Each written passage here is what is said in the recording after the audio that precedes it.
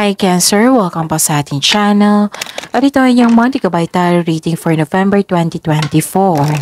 Please be reminded kung naka-resonate kayo, comment down. Kung hindi ko naka-resonate, ibigay niyo po sa iba kasi channel reading po ito. This is for you Cancer ngayong November 2024.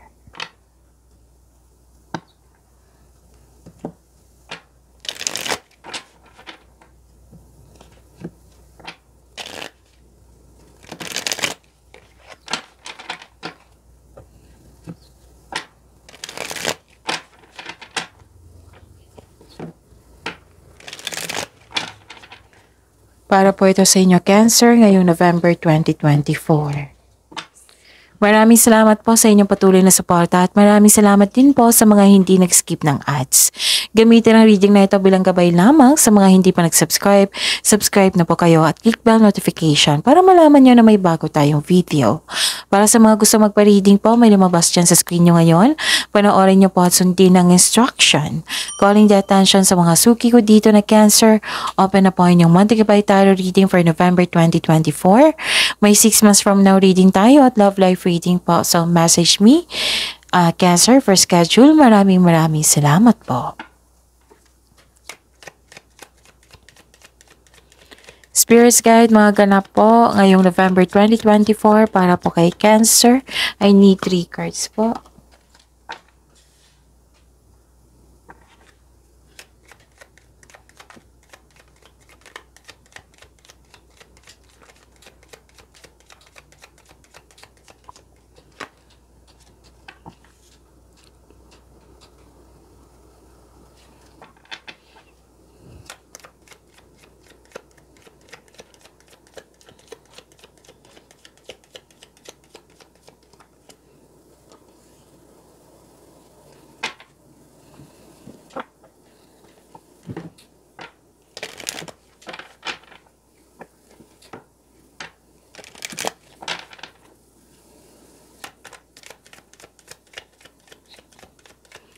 Spirits Guides, Angels, Archangels, Guardian Angels, message nyo po para kay Cancer.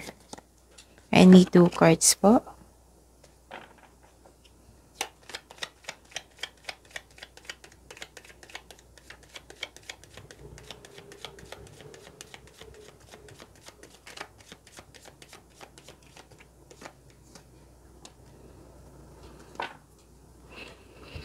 Okay, Cancer. Ngayong November 2024, may nakita ko dito mas lumawak yung ambisyon nyo sa buhay, nag-update kayo sa goal nyo sa buhay, kung saan na kayo. Tapos nakita ko rin dito, may nalaman kayong tao na hindi totoo sa inyo. Na may taong hindi totoo sa iyo. Oo. Tapos nakita ko rin dito na may malaki influence ang isang lalaki sa inyong November 2024 ngayon na maaring siya yung hindi totoo sa iyo or na maaring siya yung nagbibigay ng happiness sa iyo, peace of mind or sakit ng ulo. Tapos may dumating dito, pwedeng may umuwi sa inyo ngayong November 2024 na may daladalang balita. Basta may nakita ko dito na naka-receive kayo ng unexpected message. Pwedeng opportunity ito, pwedeng news or information na agad mong binigyan ng action or reaction. Yes, nakikita ko dito. So, yun. Sabi ng Archangel Zadkiel dito, na teaching and learning. Keep an open mind and learn new ideas, then teach these ideas to others. Okay? So, this is a blessing ha. Yung ideas is a blessing kasi masishare mo yan sa ibang tao na magkakaroon ka ng, nagiging generous ka sa ibang tao kasi may nalalaman ka na shinare mo sa ibang tao. So, yan yung sabi ni Archangel Zadkiel dito na binigyan ka ng maraming ideas, ng mga bagong ideas. Then, sinabi din dito na, then teach these ideas to others. Okay, so sabi pa ni Archangel Sandalphon dito, be very gentle with yourself at this time. Surround yourself with gentle people, situations, and environment.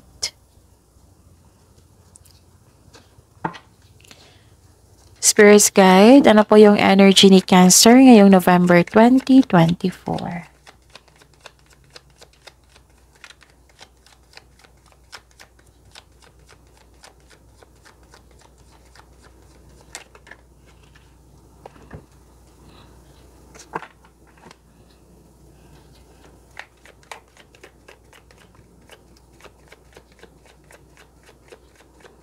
The clarification po.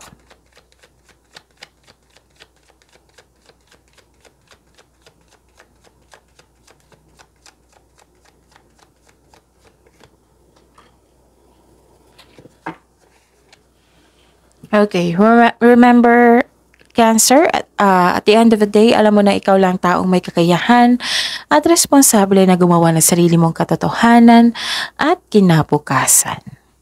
Wow, this is celebration. May celebration, may togetherness. So, this is the clarification of your card here. Diba? May sabi ako kanina na may nakita kong umuwi sa inyo. Okay? Pwede din po. Kayo ang umuwi. Ganon. Okay, so this is togetherness, celebration, special event. May nakita ko dito na may gantimpala kang matatanggap, Cancer. Maaring mana ito, promotion or recognition. Ilan sa inyo nag-decide na magpahinga? May nakita rin ako may plano kayong magbakasyon. Yun nga, yung sabi ko kanina na posibleng out of town itong bakasyon na ito. May ganap na celebration, pagdiriwang na magaganap. Tulad ng kasal, monthsary, anniversary, or pagtatapos, or yung achievement nyo, may na-achieve kayo na na-celebrate nyo. Okay? Dalawang card na kasi nagsabi dito na masaya kayo. May celebration dito sa achievement. Pwede din na may tao dito na magsama kayo sa isang may tao, partner nyo. May yung partner nyo na may plano na magsama kayo sa isang bubong. Bakit may tao? So, yun. May ganap na ganyan na magsama kayo sa isang bubong. Yung ilan sa inyo ini-enjoy nyo yung pagiging single nyo. At handa naman kayong pumasok dito sa isang connections, sa isang relasyon. May ganap na celebration ha. Pwedeng nakbuo yung or nakompleto yung proyekto or may na-achieve kayo talaga. Okay, so this is good. Nakikita ko dito, dalawang card dito nagsabi na nagkaroon ng stability. Yes, ang ganda. This is granted yung manifestation. This is na may natupad sa inyong pangarap. Basta full of celebration dito ngayong November 2024, Cancer. Nakikita ko rin dito na okay, this is happiness, this is fulfillment, granted yung manifestation nyo, fulfillment sa pangarap, may kasiyahan at kagalakan sa mga bagay ukol sa pamilya at kaibigan. So this card focuses on achievement of a level of love and success na nagbibigay sa iyo ng serenity, katahimikan po, satisfaction at pasasalamat. So yun. Dalawang card na ha, nagsabi dito na sobrang saya nyo. Ang ganda. Ang ganda ng cards nyo ngayon. Masaya at satisfaction nakikita ko dito. Makatanggap din kayo ng sustento dito. Success in workplace and home. I-acknowledge mo daw yung nagbibigay ng suporta sa iyo galing sa isang pwedeng grupo ng tao na co-workers o na para mo ring pamilya or literal talaga ng pamilya mo ito. So, may bala kayong mag-change career or magtayo ng negosyo. So, ang ganda nito kasi very supportive naman yun ng yung grupo ng tao sa inyong plano sa buhay. So, this is a completion of cycle ha. Ang ganda. Ang ganda ng cards nyo. Spirits Guide, possible blessings po para kay Cancer ngayong November 2024.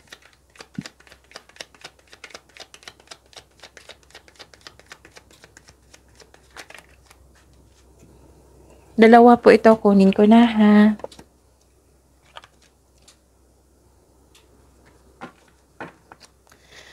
Okay. Possible blessings. Inom muna ako ng tubig po. Saglit lang po.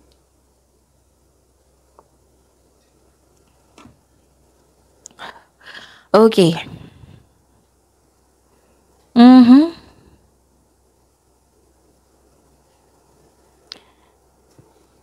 So, ang blessings, may parating na opportunities na sa inyo. May nakita kong job opportunity dito or new sources of income. Yes. Enjoyment pa rin nakita ko dito eh. Happiness nakita ko dito. Okay? At tsaka, pwede din may bago talagang tao na makapagbibigay sa iyo ng inspirasyon. Pwedeng bagong tao to ha, bagong kaibigan, bagong manliligaw, or kakapasok nyo lang sa relasyon. Basta may magandang connection dito. Okay? Nagfo-focus ka dito sa inyong pagkakaroon ng self-love, you are giving time for yourself, nagkaroon ng personal development. Huwag nyo daw palampasin yung pagkakataon na ibinigay sa inyo, lalo na itong opportunity na ito sa inyong career and money. Okay.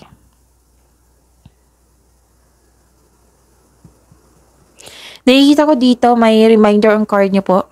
Oo. Na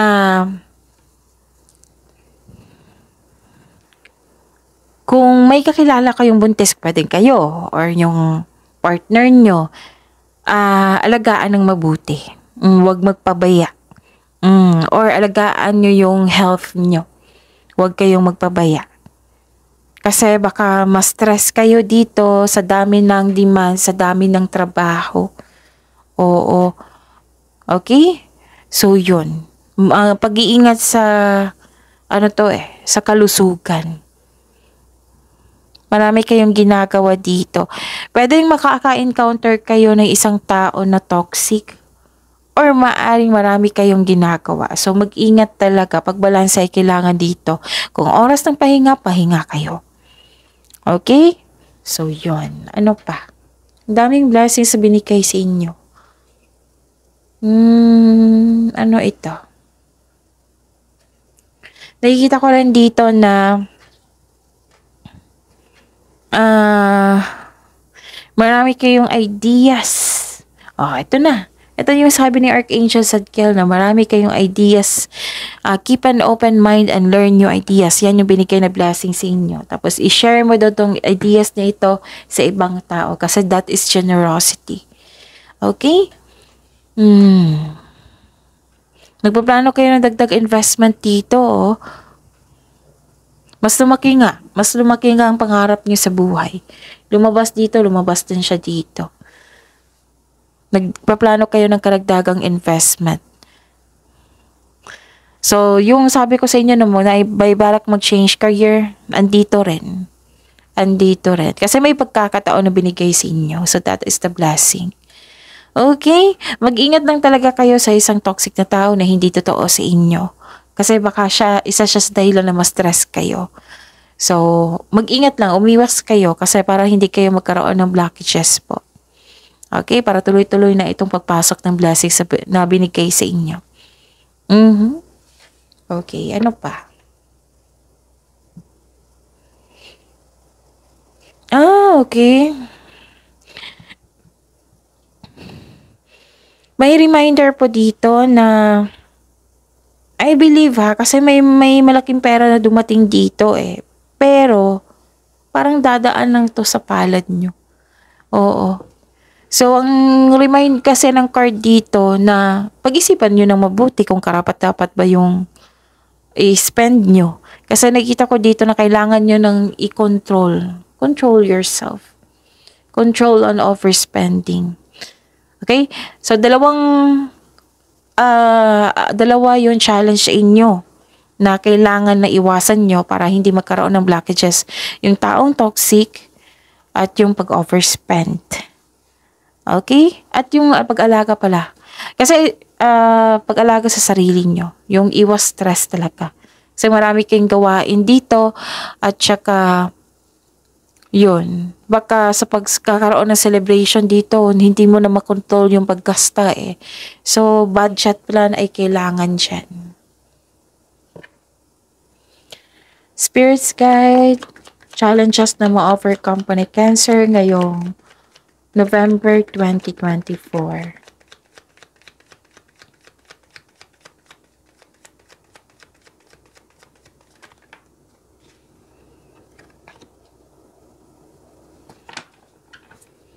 And the clarification of this card po.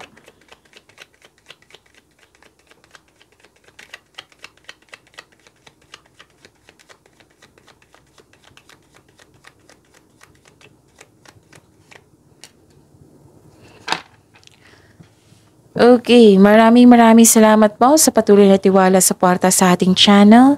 At maraming salamat din po sa mga hindi nag-skip ng ads. So, ano yung challenges na ma-overcome niyo po? Okay, may paalala ang card niyo po dito. Mag-connect po daw kayo sa inyong intuition and stop overthinking. Stop overthinking and stop overanalyzing. Instead na magkaroon kayo ng tiwala sa inyong sarili, okay? Magtiwala sa inyong sarili. Ang sabi po ng card dito, stop overthinking kasi overthinking can steal your happiness, makakadrain niya ng energy, can steal your opportunity. Oo. How to stop overthinking? Yung paulit-ulit nyo lang na iniisip, bigyan nyo po ng solusyon. Kung hindi nyo kayang bigyan ng solusyon, then bigyan nyo then change channel nyo. Okay, tapos time for reflection ay kailangan at mindfulness skills. Kung hindi nyo alam kung paano mag-connect, magkaroon ng time for what I meant is, i-search nyo sa Google. Kung paano mag-connect sa inyong intuition. Kung paano magkaroon ng time for reflection. Yung mindfulness skills, yan. Sila yung magbigay ng tulong sa inyo kung paano i-stop yung overthinking na yan. Okay? May nangyari po daw na hindi nyo pa, hindi siya. What I meant is, may nangyari po daw na nag-insist ka, paano to i-explain? May nangyari, oo, but you refuse to look within. Ganon, natumbok ko. Siguro hindi kayo makapaniwala na may taong hindi totoo sa inyo, na very genuine ka, tapos yun pala, hindi pala siya totoo sa inyo. Naramdaman mo ito, alam nyo, pero parang dinideny nyo talaga. Kasi hindi kayo makapaniwala, or ayaw nyo lang gulo. Again, dalawang card na po nagsabi dito na alagaan nyo ng mabuti yung sarili nyo. Huwag magpabaya, lalo na sa health nyo. Huwag magpabaya sa paggasta. Pwedeng ganun. Alagaan nyo ha, kasi dalawang card na po nagsabi dito. Cancer. Lalo na sa mga buntis dito, kasi dalawang card na po nagsabi dito na may buntis. Sa pagsabihan nyo talaga, so, bigyan ng atensyon ha, kasi dalawang card na kasi nagsabi dito eh. Hindi ko naman kayo tinatakot. Oo. Kung nakita nyo na hindi maganda ang aura niya, sabihan nyo mag-check up sa doktor agad-agad. Kasi, kailangan ko, kailangan kasi ng pag-iingat pa sa buntis, okay? Basta alagaan nyo po yung sarili nyo, pag-iingat sa kalusukan. Okay, huwag magpabaya.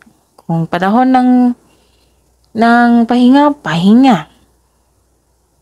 Baka sobrang pagod dito sa trabaho talaga or sa kaka-travel.